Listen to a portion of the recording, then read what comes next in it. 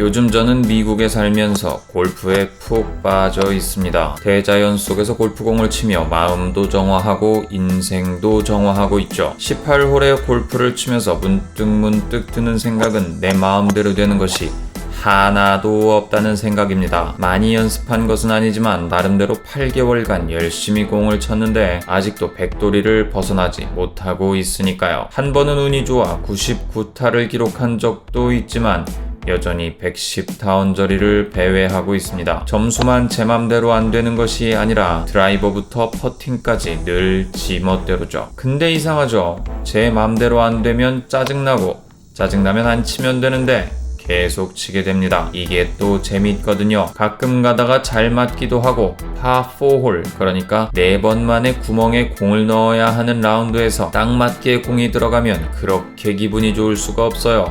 또 오잘공 그러니까 오늘의 잘 맞은 공이 나올 때면 내가 친 드라이버 샷이 275야드까지 나가기도 했죠. 이런 면면들을 보니 문득 골프나 애플이나 비슷하다는 생각이 들었습니다. 처음부터 지금까지 죄다 지멋대로인 와중에 그래도 하나는 아주 흥미로운 것들을 출시했으니까요. 최근에는 M1 칩 같은 거 말이죠. 그런 면에서 오늘의 리뷰는 지멋대로인 애플의 디자인에 대해 이야기해보려 합니다.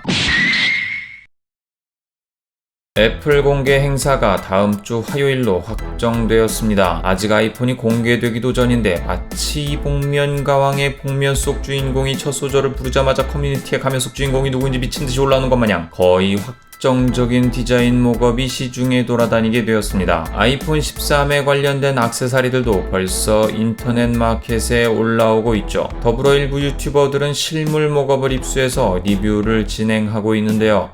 부럽습니다. 이렇게 부러워만 하고 있을 순 없겠죠. 공개된 아이폰의 겉모양을 찬찬히 뜯어보니 노치가 줄었습니다. 근데 정말 지멋대로네요. 제가 별로 좋아하지 않는 LG 휴대폰처럼 폭이 좁아지니 좀 더 강하게 M자 탈모를 떠올리게 되네요. 소비자들이 이야기하는 10개 중에 한두 개 들어주면서 지들 하고 싶은 대로 하는 밀당의 고수 애플이 M자 탈모 금방 없애줄 거라고 생각은 안 했지만 이렇게 나올 줄은 꿈에도 생각 못했네요. 2017년 아이폰 X이 공개되었을 당시부터 지금까지 아이폰의 노치는 아이폰의 상징과도 같은 존재가 되었습니다. 2017년 당시 노치에 대한 거부감은 상당히 컸었죠. 그 크기가 생각보다 거슬리는 수준의 디자인이기 때문에 누군가는 아예 아이폰으로 기변조차 하고 싶지 않다고 말할 정도였죠. 하지만 근 12년 차 앱등이에게는 이미 뇌이징이 될 대로 돼서 더 이상 이상해 보일 것도 없었는데요.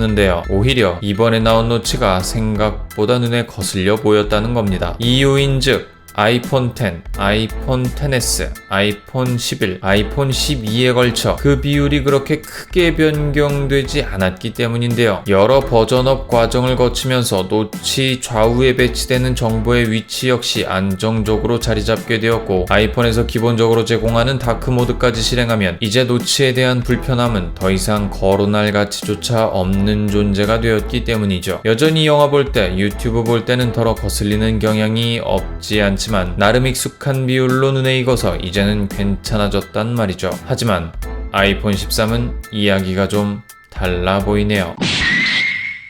아이폰의 노치는 대폭 줄어들었습니다. 노치 가운데 커다랗게 자리 잡고 있었던 아이폰의 스피커 부분은 여러 센서들에 밀려 위로 이동했죠. 하지만 이는 이미 갤럭시 S10부터 삼성이 해오던 배치였습니다. 조금 다른 부분이라고 한다면 삼성은 페이스 아이디 같은 센서가 필요 없었기 때문에 스피커 부분을 제외한 나머지 부분을 모두 디스플레이화 했다는 것이죠. 반면 여러 센서를 계속해서 유지해온 LG의 경우는 노치를 최소화하기 위해 고군분투했었는데 기이한 배치로 인해 귀에 통화 소리가 잘 안 들리는 역효과도 있긴 했습니다만 이번 아이폰 13의 경우 넓이는 LG의 사이즈를 스피커 배치는 삼성의 스타일을 따라가고 있는 모양새가 되었죠. 사실 이미 기존 노치 사이즈의 뇌이징이 된 저로서는 이 노치의 넓이가 그다지 마음에 들지는 않았습니다. LG 휴대폰의 페이스를 생각나게 하기도 하거니와 없앨 거면 없애지 어설프게 남겨놓은 느낌마저 들기 때문이죠. LG의 노치를 볼 때마다 애매하게 남아있는 영역처럼 느껴져서 거부감이 더 들었었거든요. LG도 그것을 알았는지 노치와 같은 높이에 있는 영역을 어떻게든 구분해서 처리하기 위해 세컨드 스크린이라고 이름 붙여놓고 따로 관리했었죠.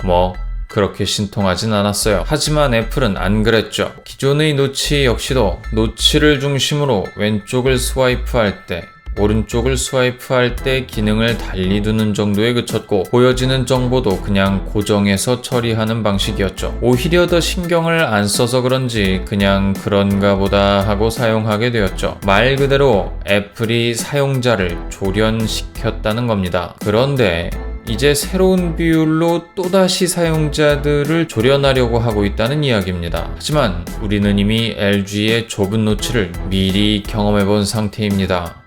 이거 좋지 않은 예감이 드네요. 공개된 목업을 잘 살펴보면 좁아진 노치에 넓어진 상단 영역이 눈에 띕니다. 이거 생각보다 잉여 공간으로 시선을 빼앗길 수도 있겠다는 생각이 들었어요. 다크 모드를 쓸 때는 노치가 있나 싶을 정도로 의식이 안 되지만 웹 브라우징을 하거나 배경색이 밝은 앱을 쓸 때면 더 좁아진 노치는 생각보다 더 거슬려 보일 듯 합니다. 위로 올라간 스피커는 생각보다 눈에 띄는 구조입니다. 이미 갤럭시 S20 이후 모델들은 스피커 구멍이 눈에 보이지도 않을 만큼 얇게 구성되어 있죠. 하지만 아이폰 13의 스피커 구멍은 최소 안 보이진 않는 구조로 되어 있을 것으로 예상됩니다. 문제는 이것이 얼마나 조화롭게 보일 것인가 하는 부분일 거예요.